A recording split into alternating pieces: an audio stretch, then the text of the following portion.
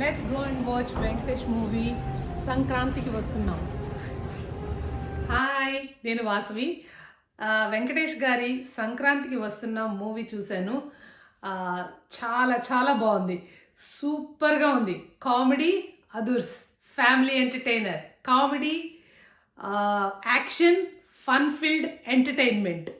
నేను ఫస్ట్ ఈ రివ్యూ చేయకూడదు, ఎందుకులే అంత బాగానే ఉంది కదా, మనం ఇప్పుడు అన్నీ బాగున్నాయి అని చెప్తంలో ఏముంది అనుకున్నా.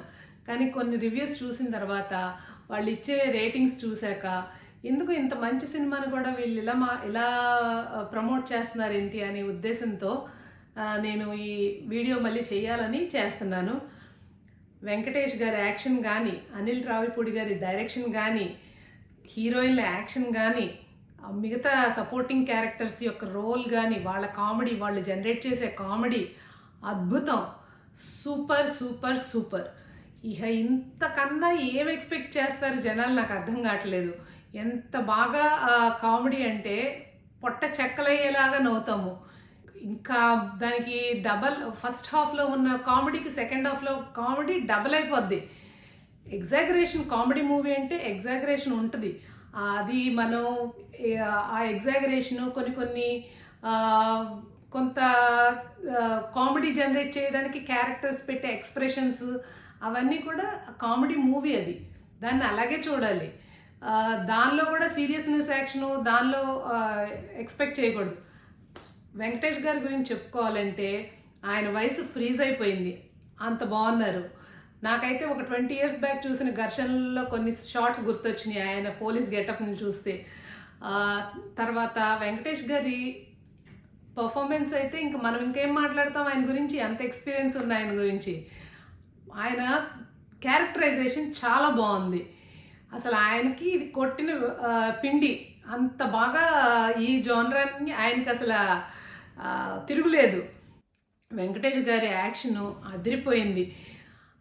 అటు భార్యకి ప్రియురాలకి మధ్యలో, ఆమె ఎక్స్ గర్ల్ ఫ్రెండ్ అయినా కానీ వాళ్ళిద్దరి మధ్య వాళ్ళు జనరేట్ అయ్యే గొడవల మధ్యలో ఈయన అలిగిపోయే విధానం, ఆయన దానికి పెట్టింది పేరు ఇలాంటి చెయ్యాలంటే. ఐశ్వర్య రాజేష్ చాలా బాగా చేసింది. ఒక భర్తని బాగా ప్రేమించే ఒక భార్యగా, ఒక పొసెసివ్ వైఫ్గా ఆమె క్యారెక్టర్ పోర్ట్రే చేశారు. చాలా ఫన్ జనరేట్ చేసింది ఆమె. మీనాక్షి చౌదరి క్యారెక్టరైజేషన్ బాగుంది. అది ఏ క్యారెక్టర్ అయినా కానీ, హీరోయిన్ క్యారెక్టరా, విలన్ క్యారెక్టరా, అన్ని కామెడీని జనరేట్ చేస్తున్నాయి. ప్రతిదీ ఏది బాడీ లాంగ్వేజ్తో కానీ అన్నిట్లో మనకి ఆ ఫేషియల్ ఎక్స్ప్రెషన్స్ కానీ అన్ని పర్ఫెక్ట్ టైమింగ్తో ఉంటాయి. హీరోకి పెళ్ళయి ఒక 4 పిల్లలు ఉన్నారు. ఆ పిల్లల్లో చిన్నోడు ఒక బాబు. ఆ బాబు చేసే యాక్షన్ అయితే నవ్వు వస్తుంది. వాడిని ఎక్కడ పట్టుకొచ్చారో కానీ చాలా బాగా చేశాడు ఆ బాబు. అనిల్ రావిపూడి గారు కామెడీ సినిమా తీయటంలో దిట్ట. అది మనం ఇప్పుడు కొత్తగా తెలుసుకుంది ఏమీ లేదు ఆయన. కాకపోతే ఈ సినిమాలో నాకు ఫన్ ఇంకా ఎక్కువగా జనరేట్ చేశారనిపించింది. నరేష్ గారి క్యారెక్టరు, శ్రీనివాస్ అవసరాలు గారి క్యారెక్టరు, ఇంకా ప్రతి ఒక్క సాయి కుమార్ గారు ఉన్నారు, చాలామంది ఇంకా ఉన్నారు.